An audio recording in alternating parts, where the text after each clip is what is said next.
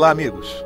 Vamos conversar hoje com André Andrade Pereira, autor dos livros Espiritismo e Religiões, por uma teologia pluralista, Espiritismo e Budismo, por um diálogo entre Ocidente e Oriente, e Espiritismo e Globalização, por uma civilização do amor, lançados em 2011 pela editora Comênios. As obras fazem parte da tese de doutorado defendida por André na área de Ciências da Religião na Universidade Federal de Juiz de Fora e formam essa excelente trilogia que contou com o apoio do Instituto de Cultura Espírita do Brasil. São temas atuais, tratados de maneira límpida, profunda e poética. O autor busca o diálogo entre diferentes correntes e ideias, propõe uma ética de fraternidade, pensando sempre na construção de um mundo mais humano e espiritualizado. Em Espiritismo e Religiões, de forma sensível, bem fundamentada e oportuna, discute possível linha de tensão entre o Espiritismo e outras religiões, apontando o que facilita e o que dificulta o diálogo e a aproximação. Identifica o que nos faz mais aptos ao entendimento interreligioso e critica o que pode nos travar nessa caminhada. Em Espiritismo e Budismo, sugere pistas importantes para o diálogo entre o Espiritismo e o Budismo Zen, sobretudo no âmbito profundo da espiritualidade do cotidiano, propondo uma ética de fraternidade e pensando sempre na construção de um mundo mais humano e espiritualizado. E por último, em Espiritismo e Globalização, um inovador, provocativo e profundamente criativo, oferece uma surpreendente releitura da doutrina espírita como espaço de resistência à despersonalização retificadora do ser humano que a presente desordem do mundo configura, suscitando reflexões a todos aqueles preocupados, religiosos ou não, com o futuro que aguarda todos. Olá, André, como vai? Tudo bem? Olá, tudo bem? Estou feliz por poder participar aqui com vocês e poder divulgar esse trabalho, né, desses livros. Tenho tido muito essa inspiração, essa importância de divulgar. Muitos amigos falam, né, tem que divulgar. Primeiro para escrever, né, depois que a gente fez a tese, fala, não, tem que transformar logo isso em livro. Vamos lá, aí, como é que estão os livros? E aí a gente conseguiu, com o apoio aí do ICEB e da Comênios. E agora também essa maratona de divulgação, né, desse trabalho. Com certeza. Agora, 3 livros logo de uma vez. Mas tem alguma ordem para se ler os livros ou tanto faz? Não, na verdade, tanto faz. Você pode ler 1, ou 2 ou os 3, né? E a ordem tanto faz. Na verdade, os livros são frutos da tese de doutorado que eu defendi lá na Universidade Federal de Juiz de Fora. Tive a orientação do Zwinglio, que é um grande orientador, professor, um mestre e um pastor presbiteriano. Acho que nessa tese aqui tem muito a contribuição do professor Faustino de lá também, que é católico. Interessante. E aí verdadeiro lá, diálogo interreligioso desde a origem, então. Foi um diálogo interreligioso. E adoro o encontro que teve na banca, então foi muito interessante, né? E aí na própria tese já tinham assim se configurado esses 3 temas, né? Um debate entre o espiritismo e o mundo contemporâneo, a crise da ética na globalização, a necessidade do diálogo interreligioso que a gente vê hoje, né, nesse mundo em que cada vez mais as pessoas se encontram com diferentes culturas, então o respeito, né, a proximidade entre culturas exige um diálogo e a gente optou por esse diálogo com o budismo, com o hinduísmo, com a tradição do taoísmo, nesse livrinho verde. E enfim, mas a pessoa pode escolher começar por qual quiser, não tem problema não. Então tá bom. E o público a que se destina os livros? Porque algumas pessoas dizem, isso é mais para os acadêmicos ou qualquer estudioso da doutrina se interessaria e entenderia facilmente a mensagem. Na verdade, desde que eu escrevo, né, desde meu mestrado, no meu doutorado, eu sempre tentei escrever de forma que facilitasse para um leigo ler, né? Eu tive um grande mestre na faculdade, que foi o professor José Ricardo Tawili. Eu trago ele muito presente no meu coração, na minha prática de professor, nas minhas pesquisas.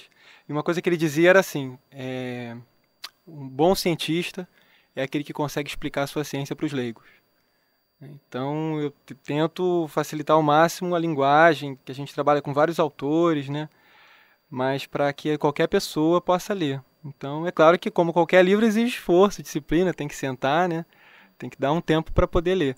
Mas acho que é para qualquer pessoa. Mas, e aí tentando não perder a profundidade. Então, no meu trabalho eu sempre tento fazer isso, né? E esses livrinhos têm isso, eles são fáceis de ler, mas eles não perdem a profundidade, né? Das teorias que envolvem, das bases filosóficas que a gente está colocando em diálogo aqui. A gente tenta ir na raiz delas. Legal. E a gente ficou sabendo aí que, em uma oportunidade, em uma palestra, você falando sobre os livros, você comentou que houve uma mudança cultural no mundo, mas que se pode fazer paralelos com séculos passados, onde o templo agora é o shopping e o ídolo é o dinheiro. No livro Nossos Deuses São Super-Heróis, da Cultrix, do autor Christopher Knowles, como o título já diz, ele afirma que existe uma semelhança entre deuses mitológicos e os super-heróis.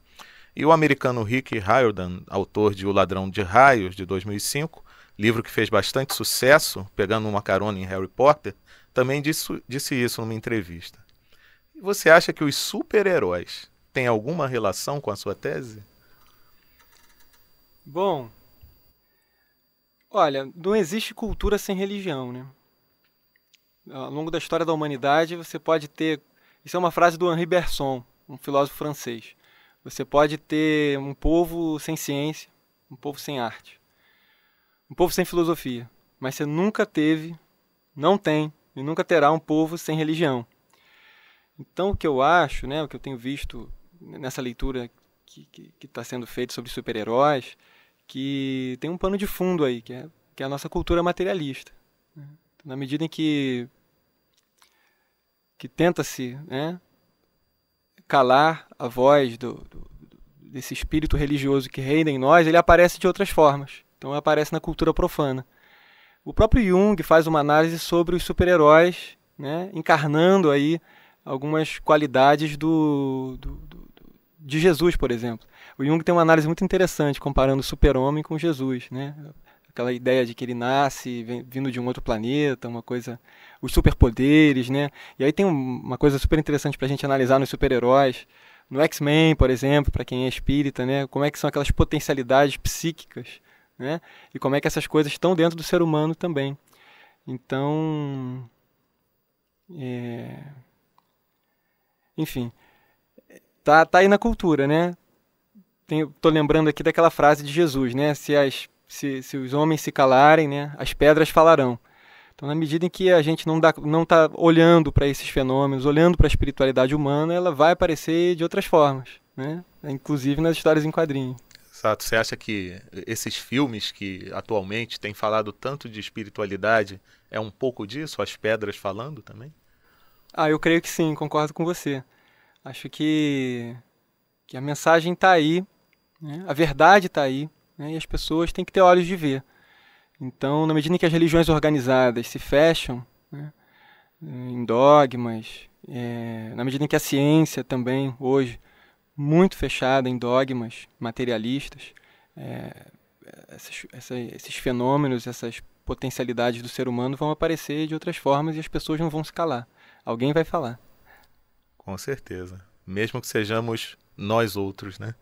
Sobre globalização, André, você fala também sobre as relações de poder e as relações econômicas na sociedade atual e o capitalismo excludente. Na década de 60 do século passado, havia o movimento hippie, que tinha por divisa ser é mais importante do que ter. Mais recentemente, o Butão adotou o FIB, Felicidade Interna Bruta, em contraposição ao PIB, Produto Interno Bruto. E no ano passado surgiu o movimento Occupy Wall Street. Seriam sintomas do fim do capitalismo como conhecemos hoje? Opa, fim do capitalismo é uma frase forte, né? A gente não vai prever assim se é o fim do capitalismo. O que acontece é que, de fato, as mudanças estão acontecendo, né? E sempre vão acontecer. O Kardec analisou isso, né? As mudanças, as grandes mudanças na história da humanidade, através das revoluções, né? A mudança nas estruturas de poder, na forma de organização da sociedade. Enfim, a gente viveu uma escravidão. Hoje a gente não tem mais escravos, né? Pelo menos a escravidão não está mais na lei. Então essas mudanças vão acontecendo. É interessante, tem um livro do Ney Lobo chamado Filosofia Social Espírita. Ali ele faz uma análise sobre essa dialética da evolução espiritual e da evolução das formas sociais, né? Como é que ele fala? Quer dizer, a cada estrutura social, cada estrutura de organização social, corresponde um dado nível médio de evolução espiritual da humanidade. E aí, como é que a coisa muda, né? Muda através da evolução espiritual nossa. Então, na medida que a gente vai evoluindo espiritualmente, aquela organização social vai ficando estranha para a gente, né? A gente começa a não aceitar muito bem aquilo. E aí, as forças vão pressionando por mudanças, né? Até que ocorrem as convulsões sociais, momentos de verdadeiras tempestades, né? O Kardec fala assim na Gênese. Então essas transformações estão acontecendo. Então acho que quando você fala aí do felicidade interna bruta, né? Esse lema do movimento hippie, que nem é só do movimento hippie, né? Hoje em dia se fala tanto disso, né? A importância do ser maior do que o do ter, né? Apontando aí para o nosso consumismo, que é o verdadeiro fundamentalismo do momento, né? Consumir, consumir, consumir, ninguém sabe mais para quê. Enfim, toda a crítica que a gente tem hoje, né? O Fórum Social Mundial, as pessoas indo para as praças, e na época da guerra, né?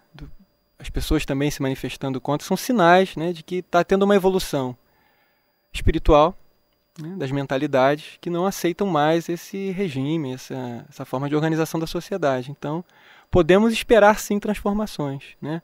Podemos entender que o nível, voltando lá para o Ney Lobo, né, para a análise que ele faz, o nível médio evolutivo nosso já está conclamando por uma nova forma de organização social. E você acha que isso estaria nos planejamentos da espiritualidade? A espiritualidade olha para a gente com muito carinho, né? Vai vendo esse nosso nível de evolução. Eles esperam de nós muito mais, né? Agora, nós somos uma coletividade imensa. Então, essas mudanças são paulatinas, né? São lentas. E a gente está aqui junto, né? Todo mundo, uns mais evoluídos, outros menos evoluídos. Todo mundo aqui na matéria tentando buscar, né? Buscar uma sociedade melhor, uma forma de viver mais humana, mais digna, que inclua todas as pessoas. No Livro dos Espíritos tem uma pergunta que fala que os Espíritos falam mais ou menos assim: numa sociedade organizada segundo a lei do Cristo, ninguém deve morrer de fome, né? E hoje as pessoas morrem de fome. É claro que tem um laudo médico que diz uma doença tal, outra doença, mas tem muita gente morrendo de fome na nossa cidade, né? No Rio de Janeiro, cidade maravilhosa. Com certeza. Agora, essa mudança que a gente vê, né, que a sociedade clama, às vezes ela se dá por caminhos que no futuro a gente entende meio que equivocados, né? Como é que você vê isso? Aquela questão do é necessário que haja o escândalo, mas ai de por quem vem o escândalo. Você está querendo dizer com relação a uma revolução, sim. O movimento mesmo de mudança, que buscam mudanças, mas que às vezes acabam caindo por atos de violência e por aí vai. Isso assim, cada um dá o que tem, né? Cada um sente um impulso dentro do seu coração para o melhor, né? E cada um tem uma bagagem espiritual, cultural, que lhe permite agir de determinadas maneiras.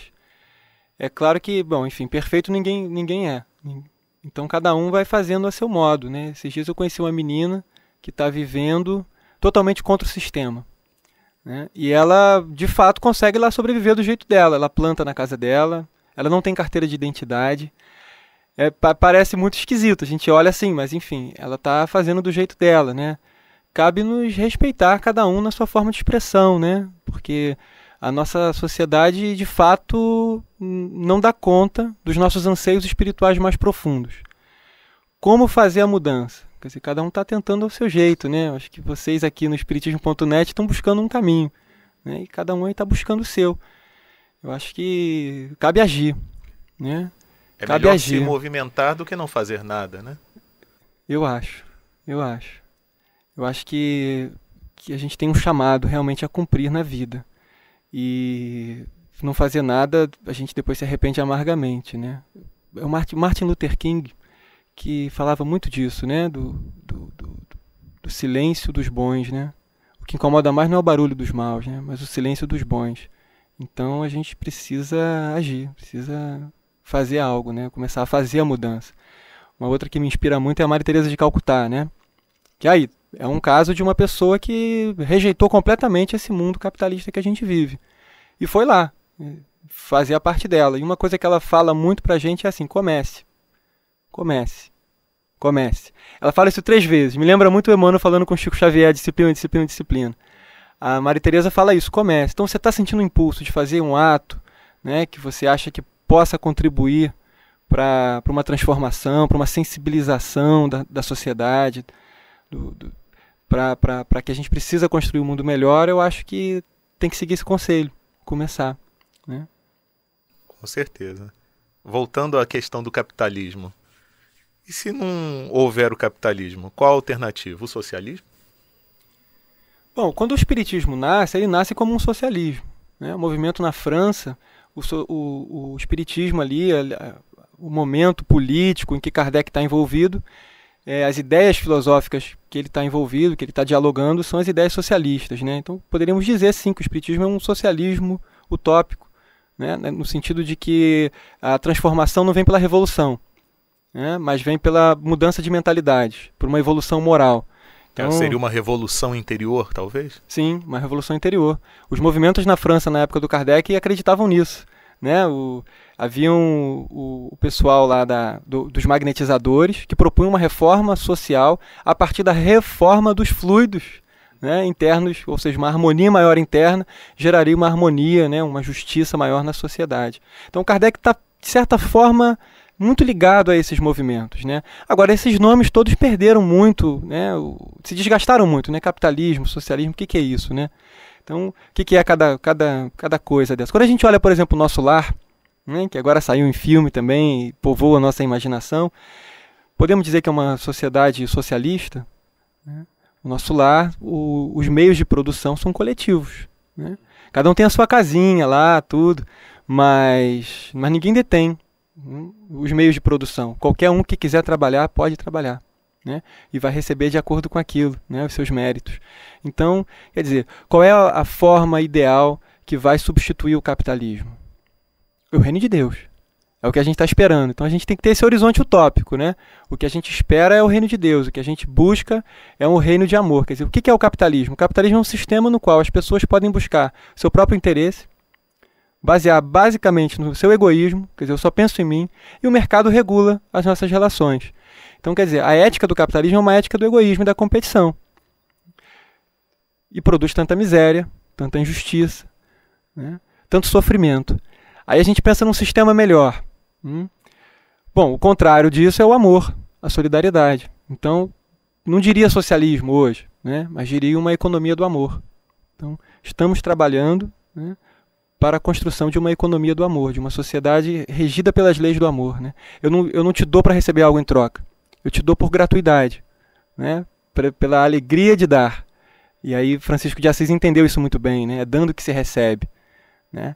Não é que eu vou te dar e vou receber depois. Não, o receber, né? A alegria está no dar. A alegria está no dar.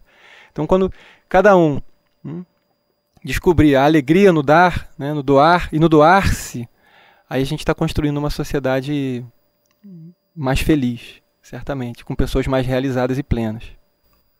Ok, eu me lembro de um livro que eu li algum tempo atrás, não me lembro agora o autor, em que ele dizia o seguinte: se a gente precisa de algum sistema político, de algum ismo, de repente esse ismo seria o cristianismo, mas não na sua fundamentação de instituição, mas sim dos conceitos sendo aplicados, né? Então eu podia, fazendo uma paródia, falar que nós precisamos então do amorismo, né? Exatamente, a civilização do amor, né? A nossa Constituição bem podia ser o Sermão da Montanha, né? Oferece a outra face, né? Ama o teu inimigo, né? Um dia não vai ter mais tribunal de justiça, né? A justiça vai estar implantada no coração do homem. É por essa utopia que a gente está na nossa luta interna, pela nossa transformação, né, e para que isso chegue para todos. Exato. E sobre economia? Você acha que o espírita deve se preocupar com economia? Olha, a palavra economia vem do grego, né? Eco, que é oikos, né, que significa casa. E nomia, que significa administração, gerência, cuidado. Então, é uma palavra muito parecida com a ecologia, né, que é o estudo dessa casa, né, o estudo dessa casa onde moramos, né, do nosso ecossistema, do nosso planeta Terra hoje, que temos essa consciência.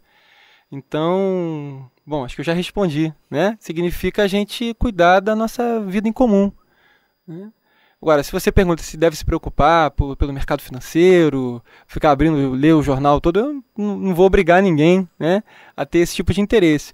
Mas é ter a consciência de que eu não posso ser feliz enquanto meu irmão está passando fome, né? Tinha um professor que falava isso. Vai chegar um tempo em que a gente vai entrar num restaurante para comer e não vai conseguir, porque as pessoas vão estar ali do lado de fora, olhando secamente para o teu prato de comida, né? Foi um pouco assim que o Betinho começou a campanha, né, da cidadania contra a fome. Ele estava na casa dele em Botafogo, olhou pela janela e tinha uns mendigos comendo comida do lixo. Ele falou, não dá mais para viver assim, né? Então ele teve um despertar, né, da sua sensibilidade ali, esse sociólogo, amigo nosso, que falou, não dá, tem que fazer alguma coisa. E começou, né? Comece. E o poeta já falava, né? É impossível ser feliz sozinho. André, o subtítulo de um dos seus livros, O Espiritismo e Religiões, é Por uma Teologia Pluralista. Você diria que o ensino da teologia atualmente é sempre tendencioso? Ora evangélico, ora católico, ou judaico, etc. E a teologia deveria ser mais independente? Ou ela já é independente no discurso, mas não na prática? Olha, eu não sou teólogo, né? Não? Não sou teólogo, não estudei teologia e tal. O que a gente fez lá em Juiz de Fora foi o curso de Ciência das Religiões, Ciência da Religião, né? E o bacana lá é que é uma formação em diálogo interreligioso, né? A que eu fiz. E aí você tem estudos de várias religiões diferentes, tem sociologia das religiões, filosofia das religiões e teologia das religiões, né? Então, um dos autores que a gente trabalhou muito no livro foi o John Hick, que é um pastor inglês, né? O outro é um outro teólogo, é o Hans King, alemão, que também tem falado muito sobre o diálogo interreligioso. E o John Hick, no livro dele, se não me engano, é Teologia Pluralista e Cristianismo, uma coisa assim, e fala do arco-íris das religiões, né? Quer dizer, Deus é a luz, que é um só. Mas dentro das diferentes religiões, cada um se manifesta com uma cor. E o John Hick fala de uma teologia pluralista das religiões. Quer dizer, seria possível uma teologia que desse conta de todas as religiões. Ou seja, uma teologia que fala de um momento de sofrimento do homem, né? E o caminho para a saída desse sofrimento, né? Um caminho de salvação, de iluminação, que seria o homem sair do seu centramento egóico para um recentramento no outro. O que quer dizer isso, né? O homem sofre porque está fechado em si mesmo, pensa só em si, né? E para ser feliz é preciso pensar no outro, né? Colocar o centro da sua vida não mais o ego, mas Deus, o próximo. Enfim, isso estaria na base de uma teologia pluralista das religiões. Agora, de fato, o que a gente tem hoje nas faculdades e tudo é cada um faz a sua teologia, né? Você vai ter uma teologia cristã, uma teologia, enfim, católica, uma teologia, enfim, cada um abre a sua, né? Tem gente propondo uma teologia espírita, né? Enfim, é o mundo que nós temos. Ok. Apesar de defender uma teologia pluralista, você escolheu o budismo para assunto de um dos seus livros, ao lado do espiritismo. Por que o budismo? Olha, primeiro, quer dizer, tem vários motivos, né? Primeiro pela proximidade de Buda com Kardec, né? Buda era vamos dizer assim, né? Tem um espírito científico, como Kardec tem, né? Buda dizia assim, não aceite nada que eu disser, não aceite nada que um livro disser, não aceite nada que a tradição disser, sem experimentar por si próprio, sem consultar a razão, e sem verificar se isso realmente promove o bem de todos, né? Então, o Buda tem essa característica, né, de tentar observar a realidade por si próprio, né? Então, tem esse ceticismo, né, saudável que Kardec também tem. Outro motivo importante é que a gente tentou fazer um diálogo entre civilizações, né, entre Ocidente e Oriente. Então, acho que o mundo hoje que exige um diálogo, né, para buscar as saídas éticas, civilizatórias, exige realmente transcender as nossas matrizes filosóficas que não dão conta, né?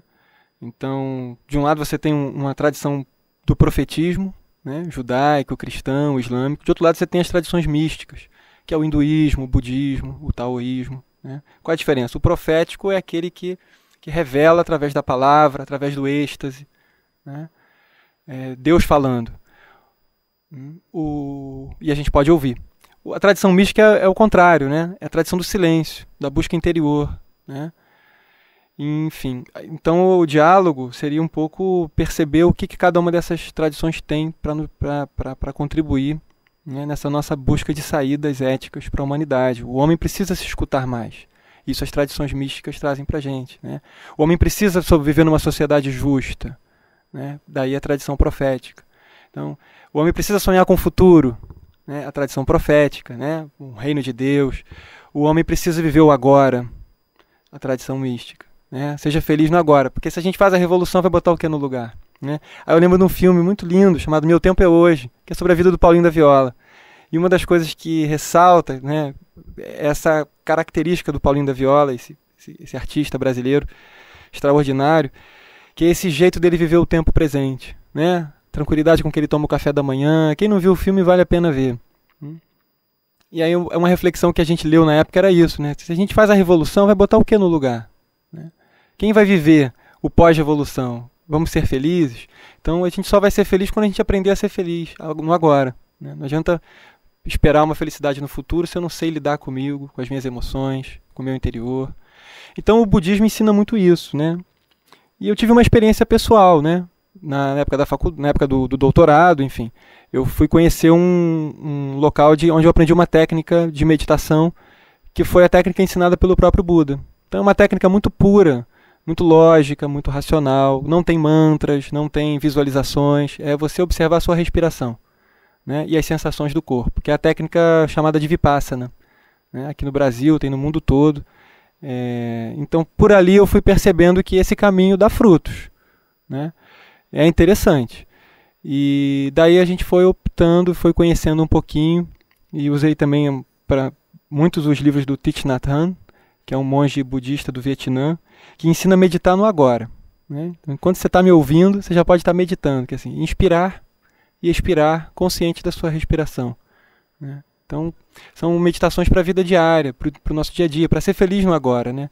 Então, foram caminhos que me trouxeram paz, me trouxeram esse autoconhecimento, e eu quis compartilhar um pouco isso com as pessoas. E você tem planos de escrever algum outro livro falando de outras filosofias, religiões? Pois é, né? Os planos da vida são planos que às vezes nem a gente sabe direito, né? Eu sinto sim uma vontade, uma intuição, uma inspiração de completar isso, né? Espiritismo e budismo está escrito, né? Podemos escrever mais, fazer novas edições. Mas eu penso sim, é importante a gente fazer um diálogo Espiritismo e Islã, né? Espiritismo e o cristianismo, o catolicismo, o espiritismo e o protestantismo, por que não? Né? Tenho vontade, sim. Uhum. Uma amiga minha, numa viagem recente que ela fez à Índia, ela fez o seguinte comentário: Jailton, é como se a gente estivesse indo para um outro planeta. A gente tem que reaprender a viver, a gente tem que se inserir na cultura para entender como é que eles pensam, como é que eles agem, como é que eles reagem. Isso para uma cultura que está do outro lado do mundo, mas que não é tão distante assim. Eu fico imaginando quando a gente tiver o primeiro contato com o extraterrestre, né? Mas aí eu te pergunto, esse seria o momento atual para um diálogo entre as religiões? Você vê muita gente preparada para esse diálogo? Porque a gente observa que as pessoas não conseguem, na maioria das vezes, se colocar no lugar do outro. Então, seria o momento atual? Olha, se eu não me engano, foi em 1964 que o homem saiu do planeta e, né, foi para o espaço e olhou lá de cima e falou: é lindo, é azul, né, a Terra. E ali parece que foi um primeiro momento de consciência de que estamos no mesmo lugar, né, na mesma casa comum, como diz o Leonardo Boff, os livros dele muito inspirados sempre. Então essa consciência de que estamos no mesmo planeta, estamos na mesma casa e somos vizinhos, e Jesus e Buda são irmãos, né? Irmãos que foram separados ao longo de muitos anos e que agora podem se reencontrar, né? Não só Jesus e Buda, todas as tradições espirituais da humanidade têm na sua base, nos seus fundamentos, uma mensagem comum, uma mensagem de paz, de fraternidade, de autoconhecimento, de autotransformação, né? Então eu não posso mudar o outro, mas eu posso me transformar. Tem uma história da Índia que é muito interessante, né? O homem queria que, para não machucar o pé dele nos espinhos da terra, né, não pisar nas pedras e machucar o pé, pensou em colocar um tapete de couro em toda a estrada, né? E alguém virou para ele e falou assim: olha só, por que você não põe um pedaço de couro no seu pé? Você resolve o problema, né? E aí foi inventado o sapato, né? Enfim, eu creio que sim. Eu creio que tem muita gente hoje se abrindo para essa possibilidade, né, de que o outro também tem parte da verdade, né? De que o ponto de vista é a vista de um ponto, né? Eu não tenho uma visão completa da realidade, eu não tenho uma visão completa de Deus, né? Mas eu tenho uma visão. Eu posso me aprofundar nessa visão. Posso aprofundar a minha vivência espiritual dentro dessa tradição. No caso, somos espíritas. Vamos aprofundar a nossa vivência espiritual no espiritismo. Mas o meu irmão budista, ou o meu irmão do candomblé, ou o meu irmão islâmico, ele tem uma experiência muito profunda que também promove uma transformação pessoal. Quem tem a verdade? Todos. Cada um com seu colorido. Colorido cultural, colorido histórico, né? Colorido regional. Então o diálogo ele é muito bonito de ser vivido. Eu não falo que a gente tem que dialogar porque a gente é obrigado a conviver. Aquela história do tolerar, né? Eu tenho que te tolerar porque você está aí, né? Se eu pudesse eu te matava, mas eu tenho que te tolerar, né? Não, é o diálogo com admiração. Você perceber que aquele caminho ali, né, que o outro está seguindo, é um caminho que leva a ele também os mesmos frutos, né? E conhece a árvore pelos frutos. Se os frutos são bons, a árvore é boa. Então eu posso afirmar com plena convicção que o budismo é uma árvore muito boa, que o hinduísmo é uma árvore muito boa, que o candomblé é uma árvore muito boa, que o espiritismo é uma árvore muito boa. Foi a que eu escolhi, né, para mim.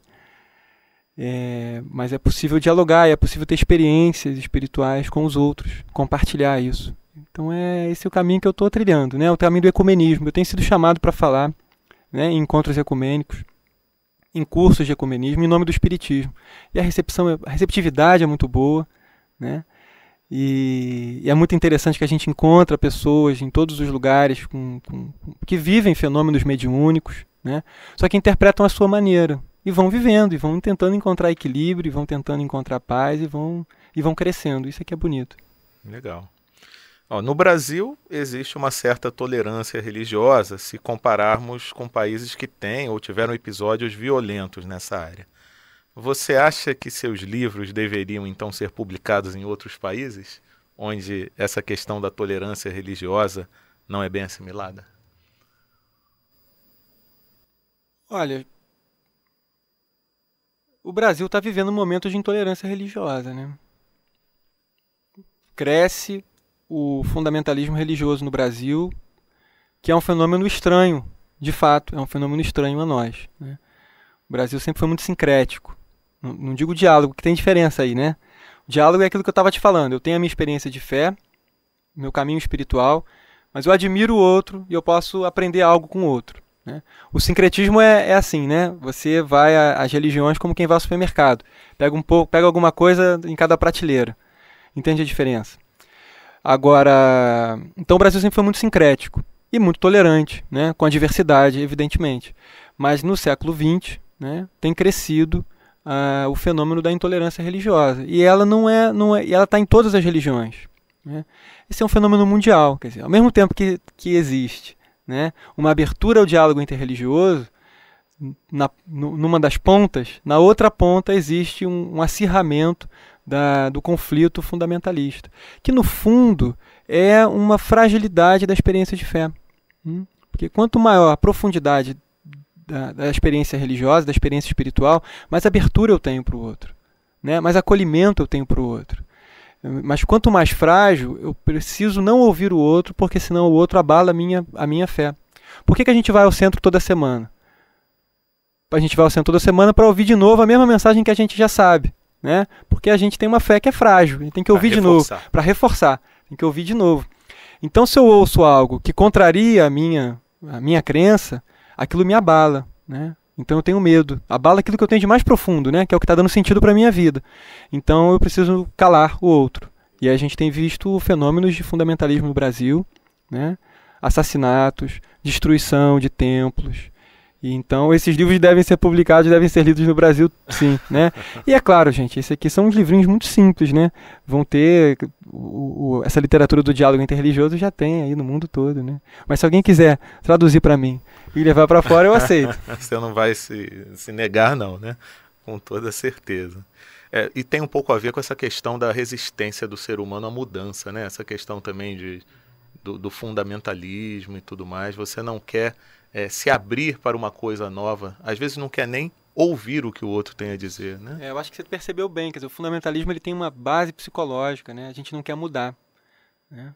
Porque dialogar, e aí dialogar não só religiosamente, né? Com a experiência espiritual. Qualquer diálogo, né? A palavra diz, né? Logos, né? São duas ideias. Logos, ideia, pensamento. Dois. Então, diálogo significa duas ideias diferentes, né? Eu falo e você fala. E você não precisa concordar comigo. Se discordas de mim, tu me enriqueces. É uma frase que o Dom Helder falava, né? Conclamando-nos a essa experiência do diálogo. Quer dizer, a autoridade dos pais sobre os filhos tem que ser uma autoridade a partir do diálogo, né? Não pode ser uma autoridade cega, faz porque eu estou mandando, né? Isso não é educativo, isso não é tratar o outro como ser humano, né? Então o convite ao diálogo é o convite à mudança, né? Porque você vai ouvir o outro pode ter razão, o outro pode te convencer. Então a gente tem que ter essa disponibilidade interior, essa ousadia de se lançar numa estrada que você não conhece para poder, quem sabe, se transformar. Pode acontecer. Então a gente tem que estar aberto, né? Então aquilo que você falou bem aí, do que a gente está fechado, né?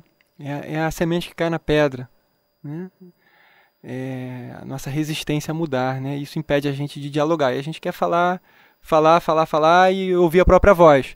E como isso não é possível, a gente escolhe alguém que fala igual a gente para falar pra gente. Aí a gente convida para falar no nosso centro as pessoas que falam igual a gente.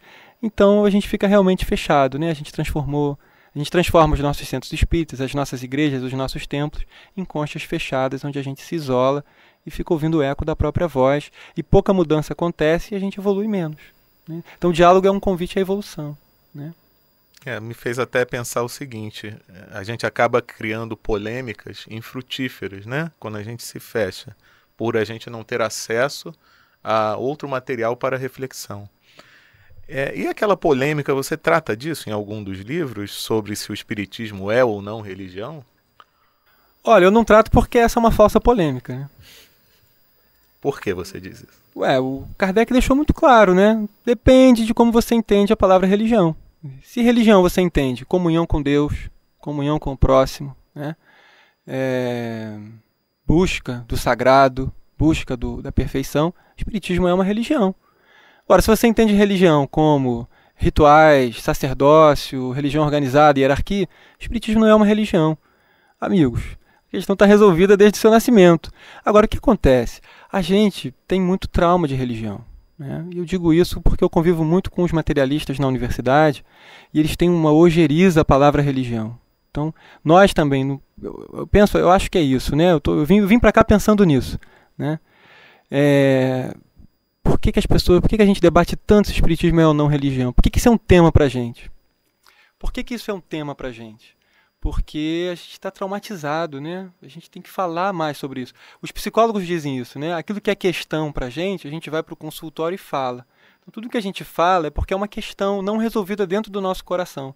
Traumas até de outras vidas, né? Recentes até. E traumas absolutamente justificáveis, porque a religião realmente fez muito mal, né?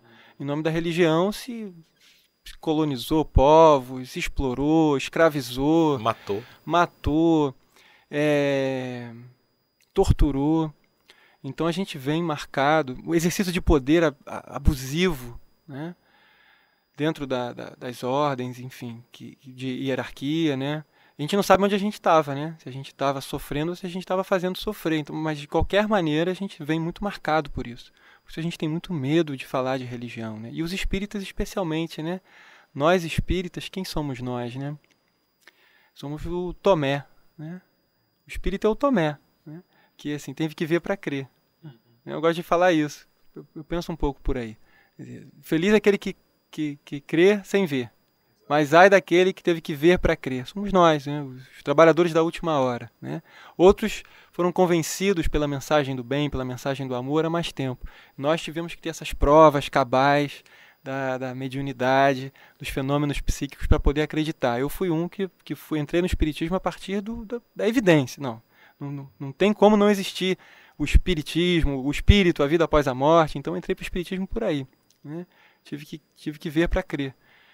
Então a gente tem certamente um caminho aí muito doído, né, de vidas passadas com experiência religiosa. E é justificável essa polêmica toda aí, né? Mas enfim, volto a dizer, é uma falsa polêmica, né? Essa questão está resolvida há muito tempo.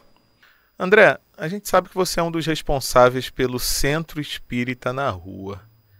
Isto tem alguma relação com esse trabalho, com esses livros, ou é alguma coisa completamente distinta?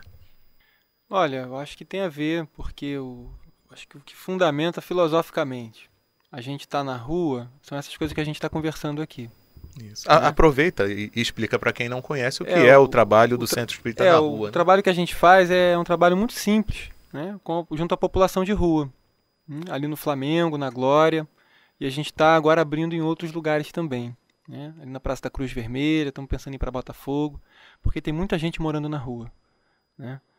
E a gente aprendeu esse trabalho lá na casa de Emmanuel, que faz um Natal no dia 25, né, com eles, que é um momento muito emocionante. Essas pessoas estão sem família, estão passando o Natal sozinhos e com fome. Então a gente organiza uma festa, corta cabelo. Foi no Largo do Machado, né? Eu acho que a gente divulgou isso. Isso, a gente começou ali perto do Largo do Machado, sim. Enfim, aí a gente agora tem toda semana um café da manhã com eles.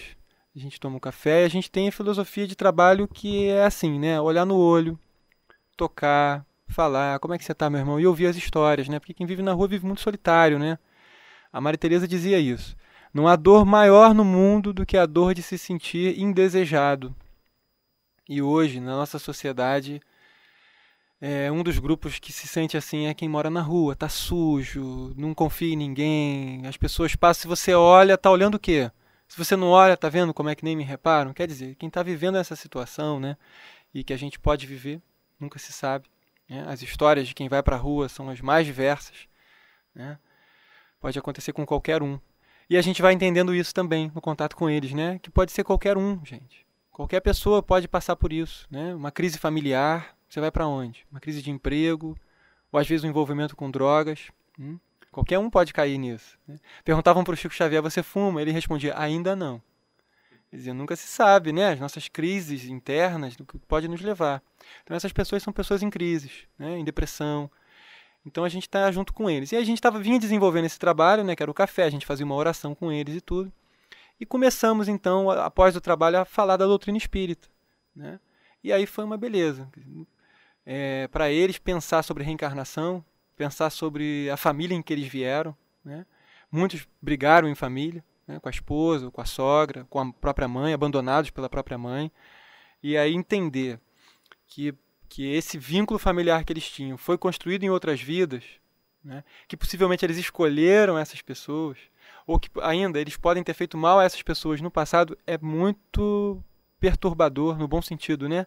Mexe com eles, né? Eles aceitam essas ideias facilmente? Alguns já têm naturalmente, concordam plenamente. Outros vão, assim como todos nós, né? Muitos de nós, né? Vai brigando com essas ideias e tudo internamente, mas vai fazendo sentido, né? E ao final a gente faz uma oração, depois a gente aplica o passe, né? E a gente fala, gente, esse é o Centro Espírita na Rua. O teto são as estrelas e as paredes são os nossos corações. E é muito bom. A gente está embaixo das árvores, falando de Jesus, falando da doutrina espírita, para essas pessoas que não ouviriam em outros lugares, né? Em geral, o espiritismo, o Centro Espírita pode até dizer que está aberto, mas é muito difícil. Imagina, uma pessoa está mal cheirosa, vai chegar num centro, as pessoas todas cheirosinhas, que se abraçam, ele não vai se sentir à vontade, né? Então a gente está tentando iniciar esse trabalho e estamos muito felizes com ele, né? E qual a relação desse trabalho do Centro Espírita na Rua com aquele projeto da escola na rua?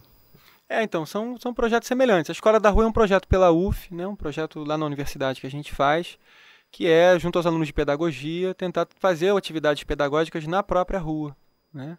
Porque para quem mora na rua é muito difícil você também ir para a escola, muito difícil você entrar num lugar fechado, ele se sente claustrofóbico, né? Então ele gosta de estar na rua. Às vezes a gente faz até uma atividade dentro de uma igreja e ele não se sente bem, né? Porque ali está muito limitado, né? Chega na rua, ele é outra pessoa, ele é carinhoso, ele é brincalhão, e aí a gente consegue extrair dele mais coisas, né? E a gente fez um documentário, está no YouTube, né? Basta botar Escola da Rua UF, que você assiste, que é a voz deles falando, né? Eles contando as suas histórias. E aí Dom Helder Câmara falava isso pra gente, né? É preciso dar voz ao povo. Então, é preciso dar voz a essa experiência que eles estão passando, para a gente poder conhecer o que eles estão vivendo. E a gente entender como é ilusão a nossa vida, né? Como a gente está vivendo na ilusão. Então, voltando àquilo que a gente estava falando, né? O fundamentalismo do mercado, né? Os nossos ídolos contemporâneos, que é o dinheiro, que é o consumo, que é o shopping center, esse não lugar. Não lugar é ótimo, hein? Você vai em qualquer lugar do mundo, você entra no shopping center e você está no igual, né? Quer dizer, não tem diferenciação cultural, né? Então, o shopping center é um não lugar. Até algumas lojas são as mesmas. Até as lojas são as mesmas, né? Uma padronização assim impressionante. E é incrível como é que a gente se sente bem no shopping, né? Tem ar-condicionado, as pessoas felizes, bem vestidas. Ou seja, a gente vive isso, né? Estou falando aqui, mas eu me sinto bem. Todos nós nos sentimos como uma droga, né? A gente vive nessa drogadição do consumismo e não se dá conta. Quando a gente vai para a rua e vê uma outra realidade e ouve uma outra realidade, a gente vê, meu Deus, né? Essa sociedade que estamos vivendo é uma ilusão, né? Precisamos transformá-la. Precisamos viver por uma relação diferenciada. E a gente começa assim, criando vínculos, né, com essas pessoas, fazendo amizade, né? Tem uma amiga que diz, se a gente tivesse um amigo em cada país, não teria guerra. A gente não vai guerrear contra um amigo. Se a gente conseguisse fazer amizade com os moradores de rua, eles não estariam sofrendo as violências que sofrem, né? Da polícia, assassinatos, né? São jogados de cima de viadutos, por uma limpeza, né, urbana, quer dizer, um conceito de limpeza urbana, que tem a ver justamente pela manutenção dessa ilusão. Ou são agredidos, né, por outros. Por falar em ilusão, né, quer dizer, ilusão, eu falo muito essa palavra, é uma palavra que vem de Buda, né? Vem lá da reflexão do Buda. O Buda vivia num castelo, né? A história do Buda é que ele era um príncipe, que o pai viu uma profecia que o filho seria muito grande, né, para o mundo, e ficou com medo, então resolveu proteger o filho. Então trancafiou lá o filho no castelo e criou uma sociedade de ilusão para ele. Se a pessoa ficasse doente, era jogado para fora do castelo, para ele não ver, né? Quando alguém ficava velho, também saía. Então ele vivia ali naquela ilusão, né? Naquele mundo imaginário. Me lembro de um filme chamado Show de Truman, que faz um pouco essa brincadeira com a ilusão desse mundo artificial. E aí o Buda tem um sonho. Uma versão conta que foi sonho, outra versão conta que ele saiu sim com seu servo e passou na rua e viu, né, um homem doente, depois um homem velho, depois uma pessoa morta, né, e perguntou, o que é isso? Ele, é a doença, é a velhice, é a morte. Aí ele teve contato com o sofrimento e ele falou, preciso acabar com o sofrimento. E aí todo o caminho do Siddhartha, né, foi o caminho para tentar se libertar do sofrimento e poder libertar os outros do sofrimento. Aí ele entendeu essa coisa muito básica, né? Por que a gente sofre? Porque a gente se apega. A gente sofre porque a gente quer ter o que não pode ter para sempre. As coisas estão sempre em mudança. O que às vezes nem é necessário para mim, né? E às vezes nem é necessário. Tem uma história do Buda que ele estava com os discípulos e passa um homem desesperado porque ele tinha 40 vacas e foram roubadas as vacas dele. Estou desesperado, seu Buda. Estou desesperado, seu Buda. Me roubaram as minhas vacas, o que eu faço, o que eu faço?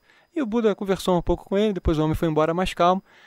E o Buda virou-se para os discípulos e falou, eu sou um homem muito feliz. Aí o discípulo perguntou, por quê? Porque eu não tenho vacas.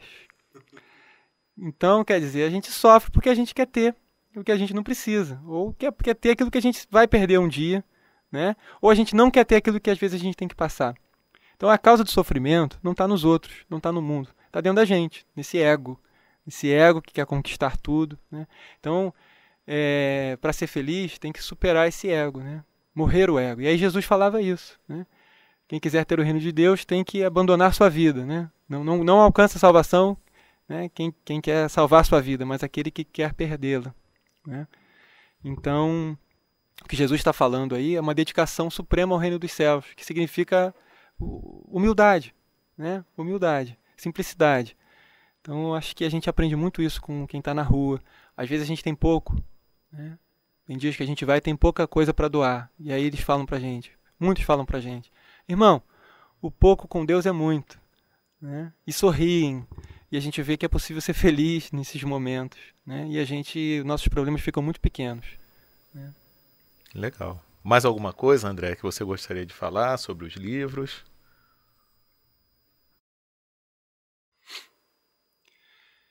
Bom, que leiam os livros, porque os livros são melhores do que eu, né, falando. O livro, na verdade, é uma junção aí de uma série de autores, né, interessantes, que tiveram nessa trajetória aí, que eu li, que gostei, que contribuiu muito para mim, para o meu exercício espiritual, intelectual. E eu queria realmente que os espíritas lessem, né? Acho que vale a pena.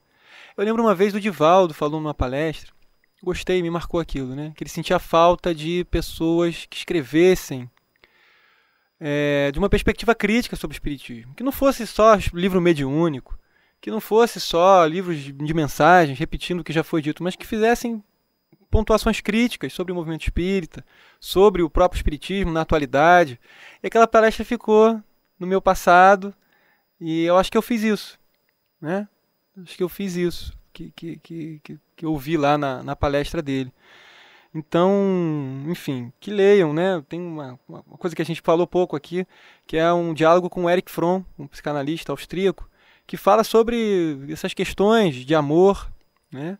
De como é que o amor é o caminho para o homem sair da solidão e do desespero e do sofrimento, né? Como é que é o único caminho possível. Então, enfim, um psicanalista que está fazendo um diálogo aí, falando coisas que tem tudo a ver com o espiritismo, né? Ele fala que a gente tem um vazio interior, né? E não tem como preencher esse vazio trazendo coisas de fora para dentro. Então, e aí, portanto, o capitalismo não resolve. E o Erich Fromm é duro, ele diz, não tem o princípio que alicerça a sociedade capitalista é contrário ao princípio do amor, né? O que alicerça o capitalismo é dou-te o quanto me dás, né? E o amor é o contrário, né? Dou-te porque quero dar, né? Enfim, então que leiam, né? Que aproveitem e vivam, né? De uma forma mais plena, mais consciente do dia a dia. Acho que esse é o grande... Se eu tivesse que resumir essa mensagem desses livros em pouca coisa, né? É tanta coisa, né? São 3 livros e tudo, mas que é esse diálogo do Ocidente com o Oriente, né? Quer dizer, viver o amor, quer dizer, eu só posso amar se eu consigo tocar dentro de mim e me vencer, né? Tem um poeta místico muçulmano chamado Rumi. Ele dizia isso: eu só posso bater na porta do tu quando eu estou vazio do eu, né? Quando eu me esvazio do eu. Então, a gente se esvaziar de nós mesmos nessa entrega amorosa a Deus, essa dimensão cósmica da realidade, tocando no outro, porque na verdade somos um só, né? Quer dizer, essa consciência de unidade na vida, né? Que somos todos um só, estamos todos interligados, né? Para eu estar aqui hoje eu tive que tomar um café da manhã, e quem fez o meu café da manhã? De onde veio o pão? Quem colheu o trigo, né? E o sol, e as nuvens, e a chuva. Se eu for olhar no passado, a gente está interligado com tudo o tempo todo. Então essa consciência, né? Nos traz uma gratidão e amor, né? Sentido de pertença comum, né? Amor é isso, amor é união, né? Estamos unidos. Ter essa consciência é que eu acho que essas reflexões aqui, né? Esse diálogo com o Oriente nos traz, né? Nessa nossa superação do ego e esse encontro com mais, seja espiritual, seja invisível, seja visível. E isso pode ser feito de forma simples, né? Nas ações mais cotidianas, mais simples. Se eu estou com inteireza, se eu estou pleno, se eu estou com uma motivação pura, né, eu estou tocando e estou transformando o universo inteiro. Né? Quando um homem se salva, tem um dito judaico que é assim, quando um homem se salva, o universo inteiro se salva junto. Então fica isso, que as pessoas possam entender esse livro aqui também como uma autoajuda, né? Uma reflexão sobre o nosso mundo hoje, mas é também uma forma da gente se colocar no mundo, né? Da gente conseguir ser feliz no agora. Ok. Espiritismo e religiões, por uma teologia pluralista. Espiritismo e budismo, por um diálogo entre Ocidente e Oriente. E Espiritismo e globalização, por uma civilização do amor. Obras lançadas em 2011 pela editora Comênios, com o apoio do ICEB, que foi o tema da nossa conversa hoje com André Andrade Pereira, autor dos livros, a quem a gente agradece muito a participação. Valeu mesmo, André. Eu que agradeço a oportunidade de estar aqui e muito obrigado. Espero poder colaborar com vocês mais vezes. Com certeza você se fará presente nos nossos estúdios aqui do Espiritismo.net em outras ocasiões. Um abraço então para você e um abraço a todos que nos ouvem.